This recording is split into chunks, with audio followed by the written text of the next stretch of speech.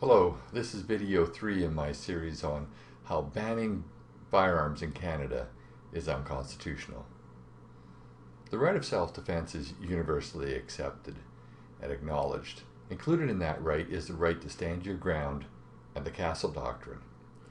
Many people feel that the Castle Doctrine and stand your ground are legal principles that are only apply in the United States in states that have enacted legislation that specifically allow this. But that's not the case. Castle Doctrine and stand your ground are legal principles well established in all modern justice systems. They allow people to stand their ground to protect their rights and their property and defend themselves. Essentially, we have the right to defend ourselves and our rights and our property, and to use force if necessary to do so. Without the right to defend your rights, you don't really have rights. Governments try to limit these rights by legislation, but they can't really do that. Rights are inalienable. They supersede governments. They came before governments. They are given to you by virtue of your existence. By trying to limit these rights, governments try to make us dependent on them for our security and our protection. If they were able to defend us 24/7, and we trusted them to always act in our best interests, maybe it would be reasonable. But they can't be there 24/7. And I would argue you can't trust the government to always act in your best interest.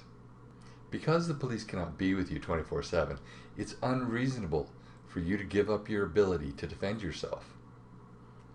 And it is unconstitutional for any government to pass laws that limit your ability to defend yourself by depriving you of the tools for that purpose. Who among us believes that the government, given ultimate authority over your well-being, would always act in your best interest?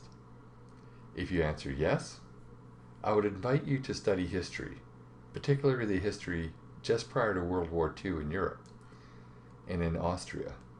And I would also invite you to visit any communist country or totalitarian country. Remember, governments are made up of people, and the people in charge are political monsters, many of whom fall into the category of being a sociopath. Do you want to trust them with your security? For politicians who have 24-hour security, to deny us the tools and the ability to defend ourselves, I think is very hypocritical and dishonest. If it is constitutional to pass laws that deprive us of the tools we need to defend ourselves, then the politicians should ultimately give up their own armed security. But of course they won't. And because they won't, they demonstrate that it is a constitutional right to be able to defend yourself. And therefore, it is a constitutional right to have the tools that is necessary to defend yourself. And depriving us of those tools is therefore unconstitutional. Thank you very much. Hey everybody, Northwest Cavalryman here. And if you enjoyed this video or any of my videos, please click subscribe and like. Thank you very much, and I hope to see you next time.